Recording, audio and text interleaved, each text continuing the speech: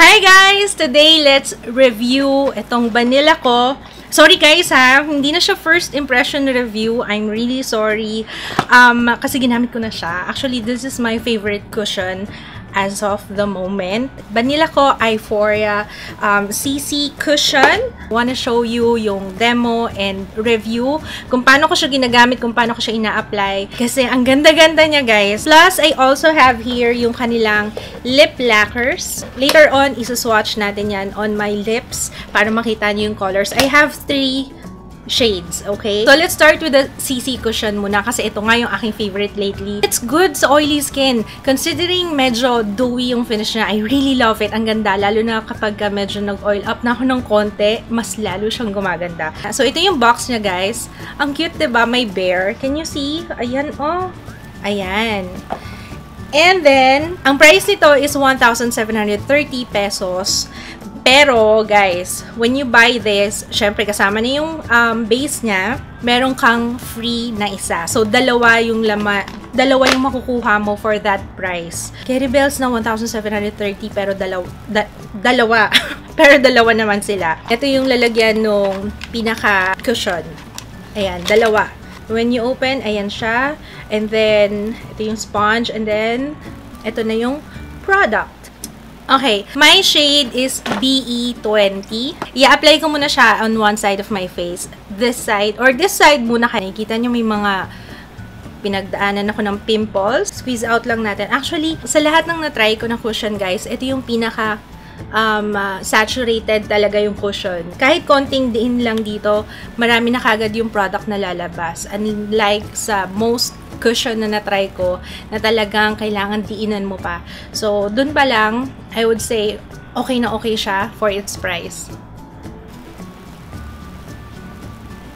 Application, tap-tap lang ganyan. Or stamping. Isa-stamp lang siya, yung sponge.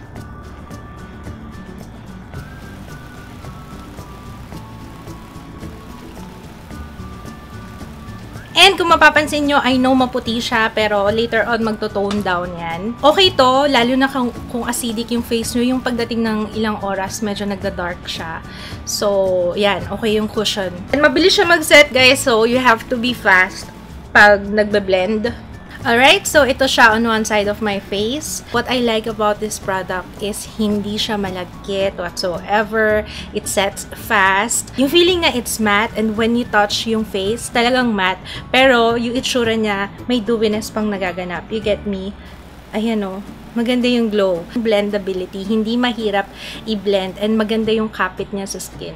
Alright, so ilalagay ko muna siya on the rest of my face.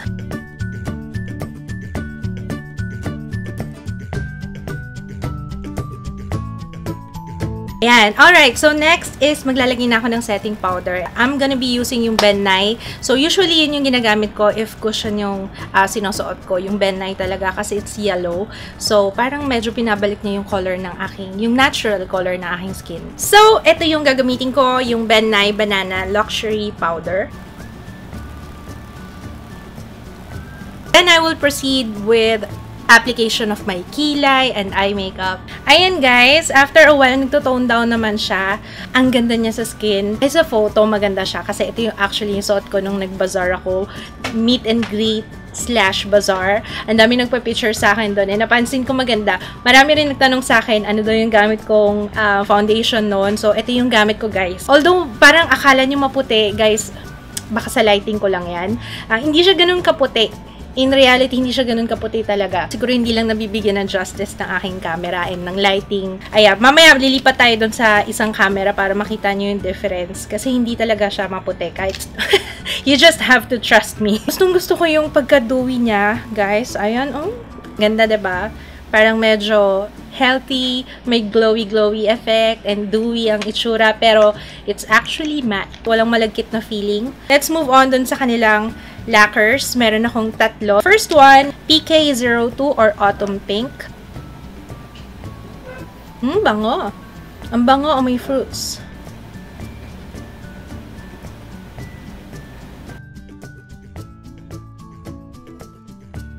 Ang hirap niyan tanggalin, guys. Lahat na yata ng makeup remover na meron ako dito, cleansing oil, talagang di siya natatanggal. Ito lang yata yung na-try kong lip lacquer na talagang kapit na kapit sa lips. Next one is itong Red Blast. Okay, so ito yung Red Blast. Maganda rin siya. It's a warm red. Yung finish niya is creamy matte. Yung last one is yung red chili. Ito na siguro yung gagamitin ko. Kasi ayoko nang magpalit pa. Kasi tingnan nyo, hindi talaga siya natatanggal. Ayan! I like this color. Ang ganda ng kulay. Para siyang orangey red. So, this one is warmer compared dun sa Red Blast. Ito yung gagawin ko ng first impression review kasi ito yung first time kong gamitin. But the CC cushion, hindi ko na siya first time. So, review na lang talaga. Pero don't worry, it will be an in-depth review. So, I will be wearing this all day para makita nyo later on kung anong magiging itsura niya. Pero, so far, sa paggamit ko sa kanya ng 2 beses, dami nagko-compliment sa akin kung ano daw yung ginamit kong foundation kasi ang ganda daw ng finish. 12.47 and babalik ako later if kailangan ko na mag-blot, kung nag-shine up na ako. Kuha tayo ng photo with flash. Unfortunately, meron siyang slight white cast sa kanya. Pero, carry bells, okay lang. Konti lang naman. It's now 5:04. Ilang oras na rin niya nakalipas. And tingnan niyo naman, parang nag-glowy-glowy lang siya sa face ko. Ano? Hindi siya ganun kaputi, diba kanina dun sa isang camera, akala mo ang puti-puti, pero hindi siya ganun kaputi actually. Lately, ayoko na nung ganun, yung matte, tapos mukhang flat, kasi syempre medyo tumatanda na ako, diba, Joe? Ayun, ayoko nung ganun, mas maganda yung medyo may glow effect, kasi nakakabata. Kumakain ako ng healthy food na Whopper. Wala pa namang kumakalat, may kumalat na ba? So far, wala pang kumakalat sa aking lips. Babalik ako later for another update. 7:48. Nasa harap ako ng laptop maghapon. Kaya, alam nyo kapag nasa harap ako ng laptop, mas lalo ko nag-oil up. Sino sa inyo yung ganun din? Ang weird nga eh. Pero anyway, kanina kasi nakipaghabulan pa ako kay Tutoy. And, you know, let's blot kasi shiny yung part na to. Ito lang yung shiny and yung nose. But, yung other areas na aking face, ito, I like that. Imagine ha, mula nung kaninang in-apply ko, hindi pa ako nagbablot. First blot, ito yung nakuha ko sa aking face. Napansin ko nga dahil medyo merong konting white cast, siguro meron siyang something na kapag tinamaan ng lighting, doon siya nagiging mukhang maputi. Pero other than that, I love it kasi very comfortable siya sa skin. Hindi siya malagkit whatsoever. Hindi mo nga mafe-feel na meron kang makeup. And yung lip lacquer, guys, tingnan nyo, hindi siya nagda-transfer.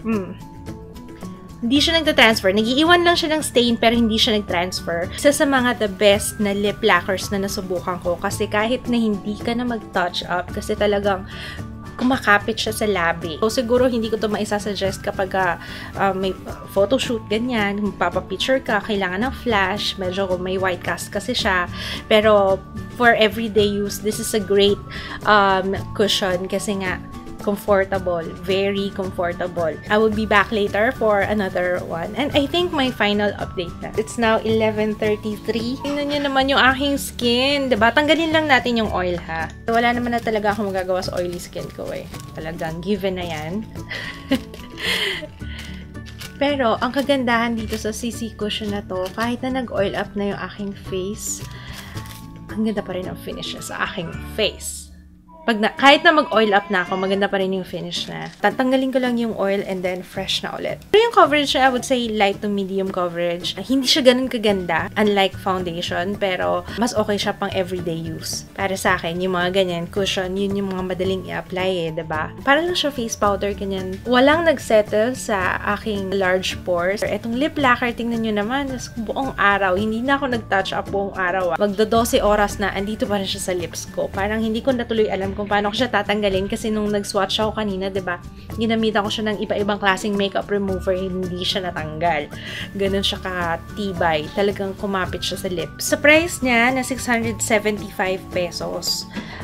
Tapos isang beses mo lang siyang i-apply kahit iwanan mo na sa bahay, huwag mo nang dalhin yung lipstick mo. Carry bells. Kasi tingnan nyo, tapos kain pa ako na kain. Eh, ako pag kumain ako, medyo balahura. Worth it yung presyo niya para sa akin, ha. I love these products, especially yung CC cushion. And yung lip lacquer din, of course. Pero para sa akin, mas panalo yung CC cushion. Hindi naman siya, siguro sa camera, pero tinitingnan ko yung sarili ko outside, sa salamin. Tapos, tinanong ko may asawa ko, kasi asawa ko sinasabi naman niya, pag maputi yung foundation ko, hindi naman siya ganun kaputi. So, ayun. Siguro meron lang something nga, may light reflecting properties yung cushion mo. Overall, it's okay for my oily skin. Maganda yung finish niya kahit na nag-oil up na. Kahit medyo nag-shine up ka na. Actually, mas maganda nga yung medyo may shine ng konti kasi parang dewy, ang healthy, tsaka Korean. Talagang, di ba, ang mga Koreans, yun ang gusto, dewy. Bagong release to ng Banila ko this October lang. So, ayun, check it out sa lahat ng Banila ko counters. Ilalagay ko yung link ng Banila ko sa description box. And if you have tried this already, comment kayo sa baba kasi you know, sharing is caring. Thank you so much for watching. Don't forget to thumbs up this video kung nakatulong sa inyo. And see you again on my next one. Bye! Hi guys! Mag-haul tayo today. Maaga yung aming Christmas shopping. And nag-shopping ako sa Lazada. So lahat ng ipapakita ko sa inyo, ito yung mga nabili ko.